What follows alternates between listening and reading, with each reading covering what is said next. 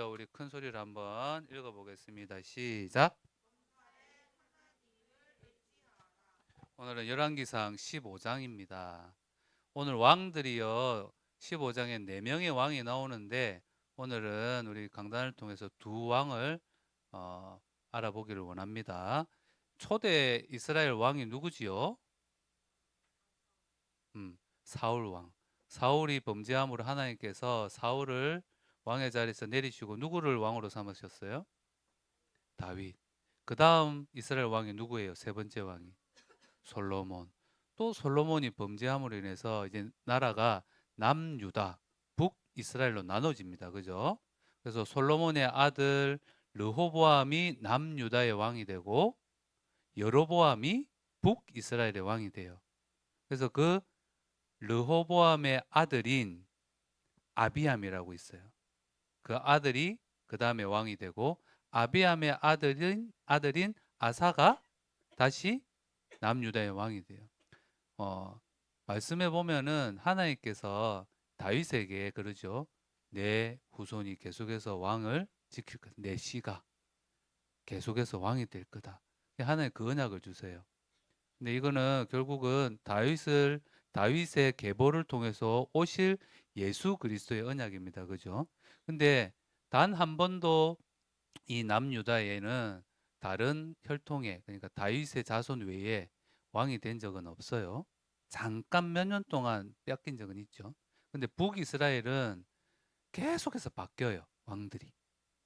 우리나라 조선 시대에도 막 그랬잖아요. 김씨가 왕이 됐다가 이씨가 왕이 됐다 이렇게 하듯이 북이스라엘에도 왕이 자꾸 바뀝니다. 신기하죠? 왜 그럴까요? 오늘 말씀을 통해서 확인하시길 바랍니다. 먼저 우리가 오늘 봐야 될 인물이 아비암입니다.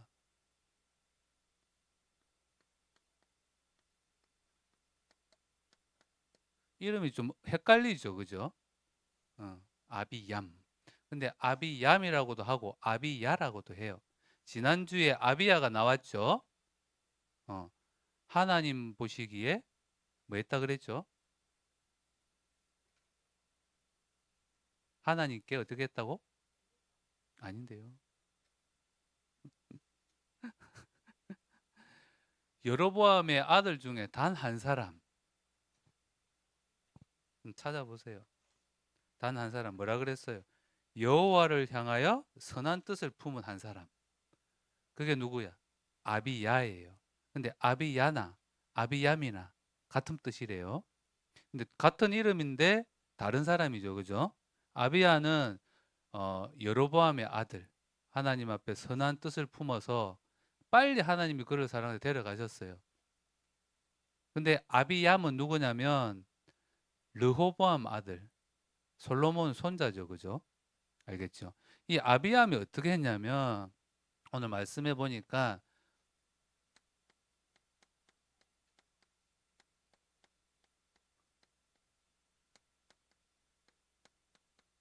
하나님 보시기에 온전하지 못했다 그랬어요.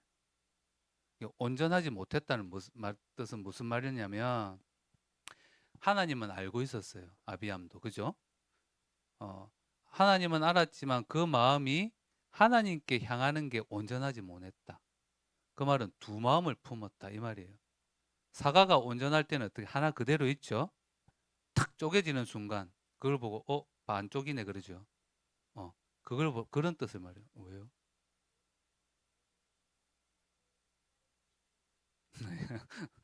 맞아요. 양다리 거쳤어요.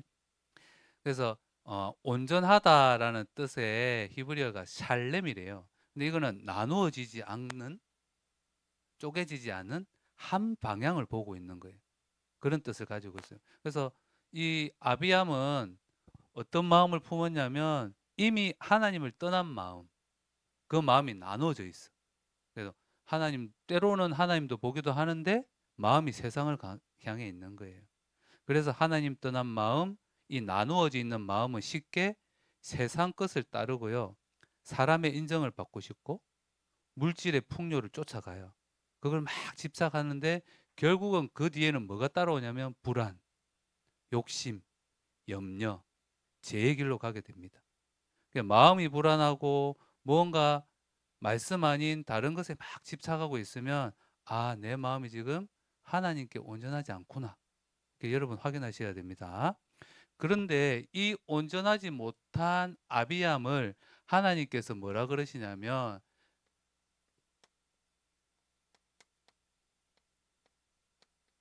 다윗의 등불 때문에 오늘 본문에 보면 뭐라 그러냐면 4절에 나오거든요. 그의 하나님 여호와께서 다윗을 위하여 예루살렘에서 그에게 등불을 주시되 그의 아들을 세워 뒤를 잇게 하사 예루살렘을 견고하게 하셨으니 하나님께서 다윗에게 주신 약속이에요. 비록 이 아비암이 하나님 보시기에 온전하지 못했지만 다윗에게 주신 약속을 기억하셔서 그 아들들이 계속해서 왕이 되게 할 거다. 이렇게 언약을 주십니다. 아비암의 연약함에도 불구하고 하나님은 다윗과의 언약을 기억하셨고 그리고 이 등불이 곧 다윗의 자손으로 오실 예수 그리스도 그 언약을 예표하는 우리에게도 그런 말씀을 주셨습니다. 이 다윗의 언약은요. 아비암이 뭐 잘한 게 없죠. 그죠? 근데 아비암 다음에도 왕의 자리가 그 자손들에게 전달된다 그랬어요. 이 언약은 아비암의 공로가 절대 없죠. 마찬가지로 우리의 공로로 우리가 하나님께 은혜와 사랑을 받은 게 아니라는 거죠. 그래서 등불, 그리스도 언약을 붙잡은 자는 결코 정죄함이 없습니다. 그리고 실수는 있어도 절대 실패는 없습니다. 이게 등불, 그리스도 언약 붙잡은 하나님 자녀의 축복인 줄 믿습니다. 그리고 이 아비암이요. 아비암 있는 동안에 르호보암과 여로보암 평생의 전쟁을 했듯이 이 아비암도 북이스라엘 여로보암 왕과 전쟁을 합니다. 계속 끊임없이 전쟁을 해요. 근데 재밌는 거는 이 아비암이 왕 생활을 몇 년 했을까요? 퀴즈 성경에 나오는데 맞아요. 3년.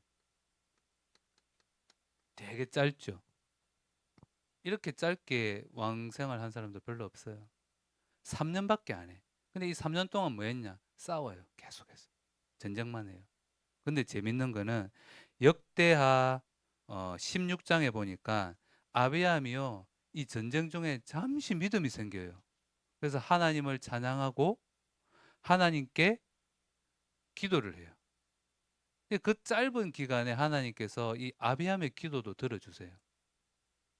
결국 근데 잠시 동안에 큰 승리를 이뤘는데 얼마만큼 큰 승리를 이뤘냐면 약 이스라엘의 군대가 8만 명? 80만 명?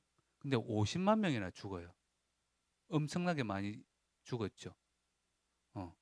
근데 남유다의 군대는 절반밖에 안 됐는데도 거기에 대한 언급이 없어요. 하나님께서 지켜주셨죠. 그죠? 근데 결국은 이 아비암이 하나님께 돌아오지 않았어요. 3년이라는 짧은 통치 기간 동안 믿음의 열매는 없고 결국 이렇게 이 아비암은 인생을 마감합니다. 근데 그 다음에 이 아비암의 아들 아사가 왕이 돼요. 오늘 본문에 보면은 재밌는 게 있어요. 아비암의 어머니에 대해서 이야기하는데 뭐라 그러냐면 몇 절에 나오죠? 1절에 그의 어머니의 이름은 마아가요 아비살롬의 딸이더라. 아비암의 어머니가 마아가래요. 근데 뒤에 가면 또 나와요. 아사의 어머니도 이야기하는데 10절에 보면 그의 어머니의 이름은 마아가라 아비살롬의 딸이더라. 같은 사람이에요. 우리가 보면 형제인가? 그럴 수 있죠. 근데 아사는 아비암의 아들이에요. 그럼 이 마아가는 누구냐면 아사의 할머니예요, 할머니. 할머니가 왕, 그, 뭐라 그러죠? 왕후. 왕비 중에서 가장 힘 있는 왕. 그래서 그때 아비암이 왕으로 있을 때에 이 마아가가 그 나라에 영향을 줬다는 거예요. 그리고 아사가 왕이 되었을 때도 영향을 줬어요. 근데 뒤에 설명할게요. 이 아사는요, 뭐라 그러냐면 하나님 보시기에 정직하게 행했다 그랬어요.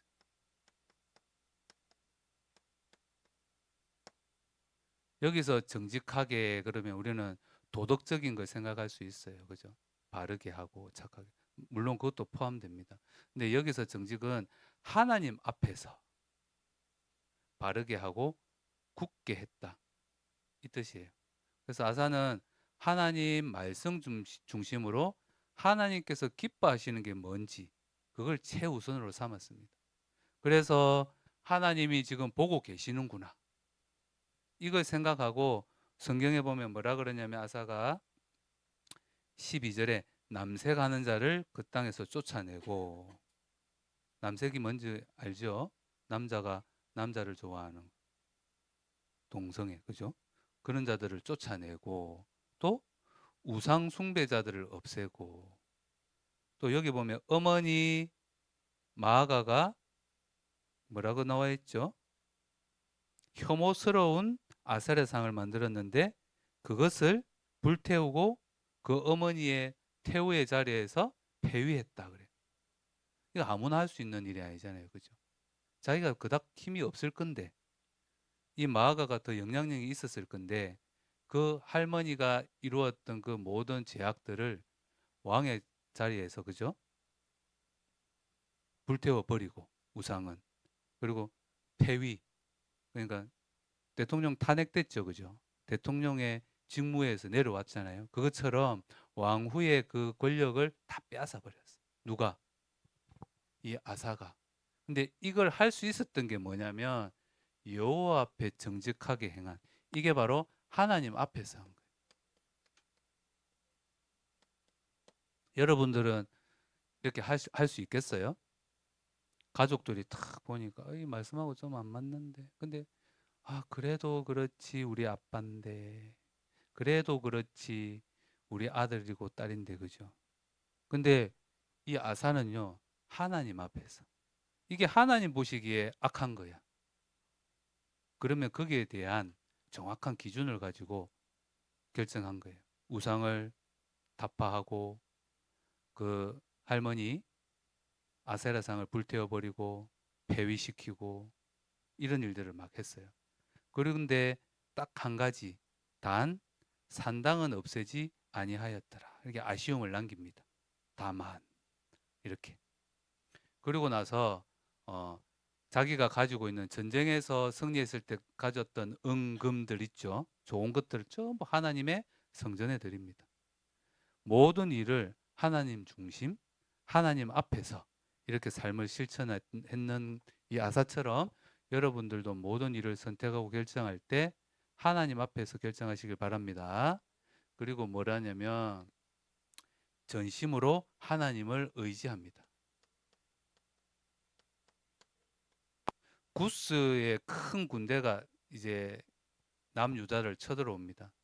그때 아사가 뭐라 그러냐면 역대하 14장에 아사가 그의 하나님 여호와께 부르짖어 이르되 여호와여, 힘이 강한 자와 약한 자 사이에는 주밖에 도와줄 리가 없사오니 주를 의지하오니 원하건대 승리하게 하옵소서. 이렇게 하나님께 기도를 해요. 하나님은요, 그 믿음에 응답하시고 큰 구원과 평화를 주셨습니다. 아사는요, 자신의 연약함을 알고 인정하고 하나님의 능력을 믿고 하나님께 구했죠. 그래서 우리도 알아야 돼요. 자신을. 내가 어떤 존재인지. 나는 하나님 없으면 안 되는 인간이구나. 이게 참 지혜예요. 나는 뭐든지 할 수 있어. 괜찮아. 내 해볼게. 다른 사람들이 보면 와, 너 대단하다 하지만 하나님 보시기에는 어떨까요? 정말 어리석은 일이죠. 그죠? 그게 누구였냐면 아비암이었다. 꼭 기억하시기 바랍니다. 그런데 이 아사도요, 말년에 조금 달라졌어요. 마지막 때에. 어떻게 달라졌냐? 점차 사람을 의지하게 됩니다. 이제 여기 오늘은 말 안 할 건데 남유다, 아니 북이스라엘의 왕이 나답에서 바하사로 바뀌어요. 이 아사가 왕으로 되어 있을 때 그 바하사가 힘이 군사력이 대단했어요. 그래서 남유다를 쳐들어옵니다. 그때 이 아사가 똑같이 구스 군대와 싸울 때처럼 하나님께 기도하고 하나님을 의지해야 되는데 아람 왕, 다른 나라의 힘센 왕을 의지합니다. 자신이 하나님께 드렸던 성전에 드렸던 은, 금, 그릇 모조리 다 가져와 가지고 그 아람 왕에게 탁 주면서 이 북이스라엘을 치라, 도와달라 이렇게 이야기해요. 그래서 그 도움으로 잠시 승리를 이루지만 나중에 이 아람이요 도리어 남유다를 더 힘들고 더 어려움에 처하게 합니다. 잠시 뭔가 내가 머리를 잘 굴려서 지금 문제가 해결된 듯 하지만 그거는 결국은 그 해결된 게 아니라 더 큰 문제를 가져올 수도 있다. 그래서 우리는 크고 작은 일 속에서 하나님의 뜻을 구해야 됩니다. 그리고 이 말년에 또 발에 병이 나요. 발병이 나. 어떤 데는 통풍이다. 어떤 데는 피부병이다. 뭐 이런 말들이 있는데 그게 발에 병이 나서 죽어요. 근데 이 병이 났을 때 똑같이 뭐 하냐면 하나님을 찾기보다도 의사를 찾아요. 그래서 이 어, 누구죠? 하나니 선지자가 이제 하나님을 통해서 이 아사에게 찾아갑니다. 네가 어찌하여 그 구스와 전쟁할 때 하나님 능력을 보지 않았느냐? 이제 와가지고 네가 어찌하여 하나님을 의지하지 않고 사람을 의지하느냐라고 막 책망을 해요. 근데 이 아사가 뭐라냐면 듣기 싫어해. 막 화를 내. 하나님의 사람을 옥에 가둬버려요. 그리고는 백성들 몇 사람에게 막 학대를 해요.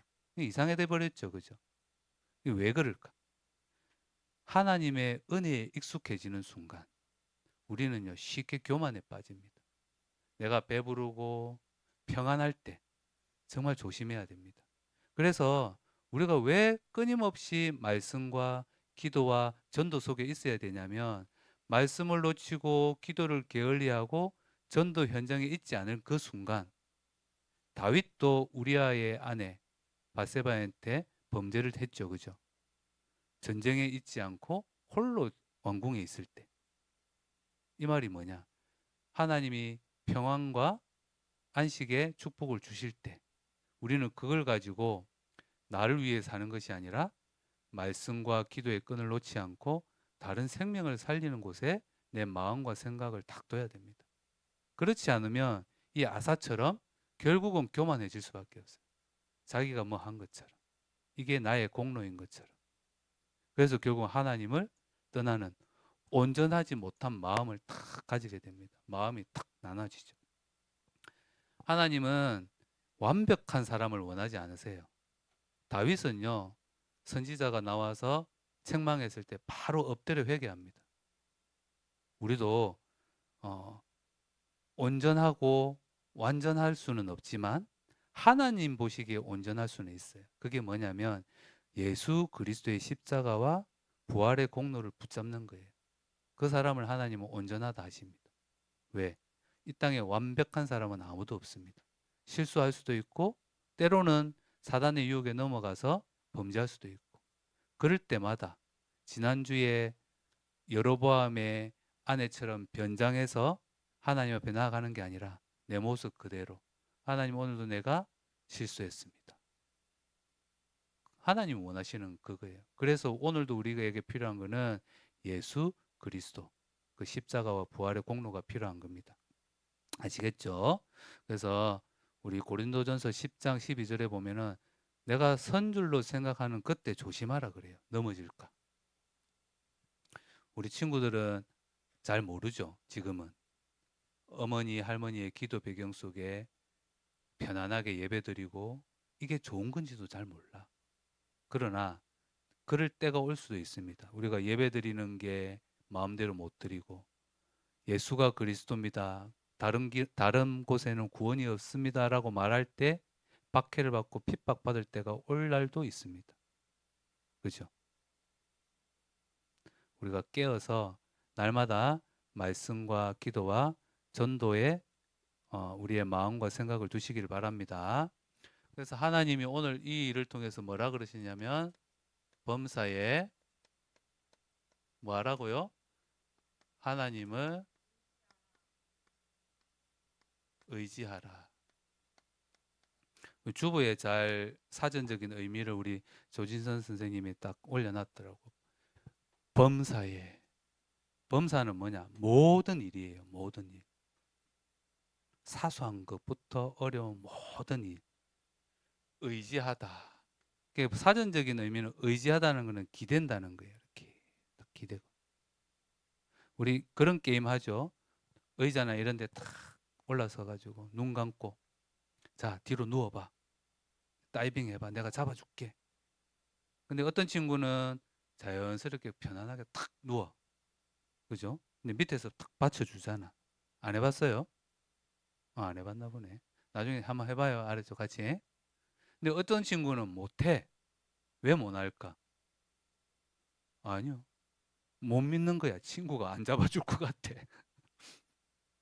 한번 해봅시다. 알았죠? 모든 일에 하나님을 의지한다. 그러니까 여기서 의지한다는 것은 하나님에 대한 믿음, 신뢰, 이게 깔려 있어야 돼요. 그래서 먼저 신뢰한다.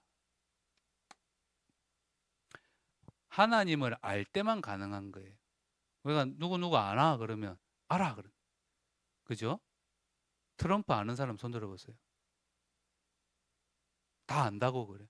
트럼프도 친구들 아는 사람. 트럼프가 여러분 나 아는 사람 있어요? 하는 사람 손 들어봐요. 성교가 안 나는다. 여기서 안다라는 거는 내가 지식적으로 트럼프를 안다라는 게 아니고 엄마와 아빠. 나 은율이 알죠? 은율이도 나를 알아요. 이렇게 아는 걸 말해. 이렇게 알고 있는 사이를 신뢰한다라고 표현합니다. 하나님을 신뢰한다는 것은 하나님의 성품, 하나님의 계획, 하나님의 약속을 알고 하나님을 사랑으로 따르는 것을 말해요. 이 신뢰가 없으면 우리가 믿음 생활을 헛되이 하는 겁니다. 무슨 말인지 알겠죠? 근데 예수님을 통해서 보여주신 하나님의 사랑, 뭐 있죠? 십자가, 부활. 우리가 그 사실만은 가지고도 우리는 충분히 하나님을 신뢰하고 믿고 따라가야 되는 이유가 됩니다. 아시죠?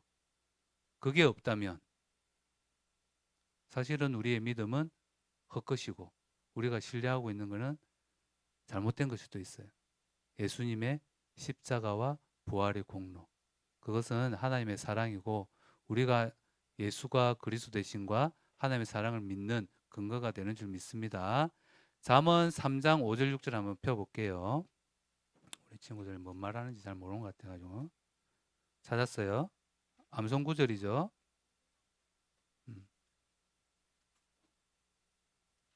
잠언 3장 5절 6절 다 같이 합독하겠습니다. 시작. 너는 마음을 다하여 여호와를 신뢰하고 내 명철을 의지하지 말라. 뭐랍니까? 자신의 명철을 의지하지 말라 그래요. 나의 명철.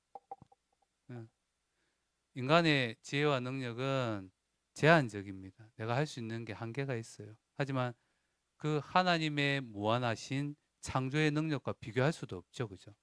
가장 어리석은 사람이 자신을 믿는 거예요. 자신을 믿고 자신의 경험, 자신의 판단을 믿는 것만큼 어리석은 일이 없습니다. 근데 많은 사람들이 자신의 경험, 판단, 자신을 믿어요. 그래서 결국은 어디로 갈까요? 불안, 염려, 타락의 길로 갈 수밖에 없습니다. 그 다음 구절 한번 읽어볼게요. 시작, 6절 시작. 너는 범사의 그를 뭐하라?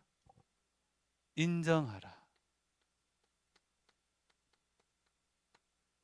인정한다는 것은 우리 하나님은 유일한 여호와이심을 인정하는 겁니다.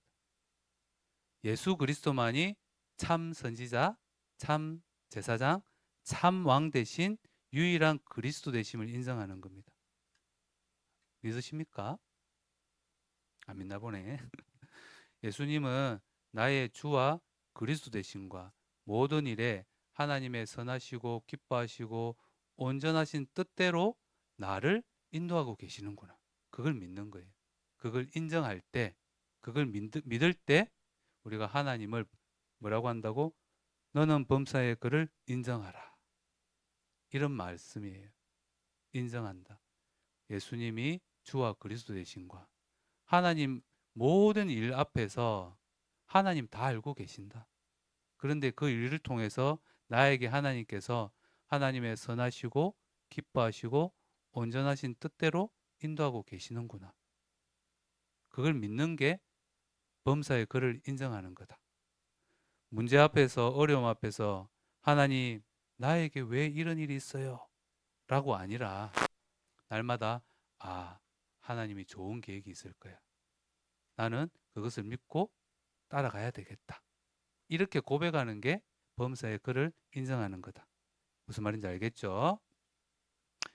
그래서 그럴 때 뭐라고 하시냐면 뒤에도 볼게요. 그리하면 뭘 한다고? 내 길을 뭐 하신다? 지도하시리라.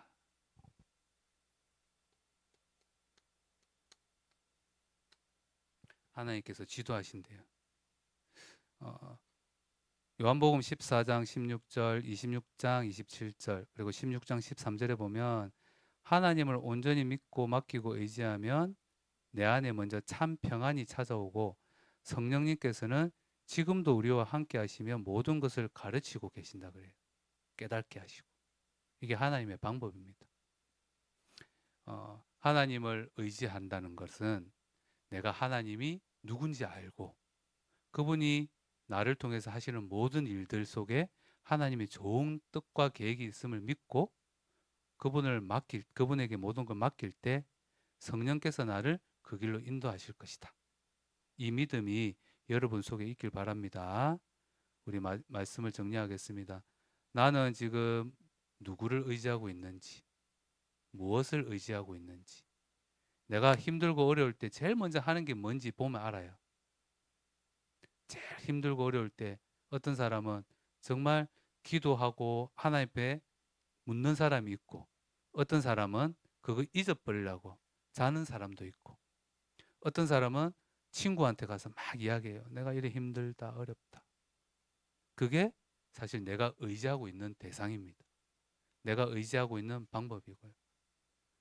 내가 돈을 의지하고 있는지, 사람을 의지하는지, 세상 방법을 의지하는지, 또 내가 말씀과 기도를 잠시 멈추었더니 불안한지, 아니면 휴대폰, 스마트폰을 잠시 놓았더니 불안한지 한번 점검해 보시길 바랍니다. 그게 나의 주인 된 거예요. 말씀과 기도를 안 했는데도 나는 전혀 불안하지 않다. 하나님 옆에 한번 질문해 보시길 바랍니다. 예수님을 나의 주와 그리스도로 인정하고 믿는 것이 하나님을 의지하는 참 방법인 줄 믿습니다. 우리 기도하겠습니다. 하나님 아버지 감사합니다. 제 마음이 나누어지지 않고 하나님을 떠나 있지 않게 하시고 기쁠 때나 어려울 때나 말씀 안에서 우리 주 예수 그리스도를 먼저 생각하고 의지하게 해 주옵소서. 예수님만이 나의 길이 되시고 진리 되시고 생명 되심을 믿는 믿음이 회복되게 하옵소서. 매 순간 모든 일 속에서 예수님이 나의 주가 되고 그리스도 되심을 믿고 인정하고 말씀 따라 은혜 안에 감사하고 일어나 빛을 발하는 렘넌트 되도록 성령으로 역사해 주옵소서. 예수 그리스도 이름으로 기도합니다.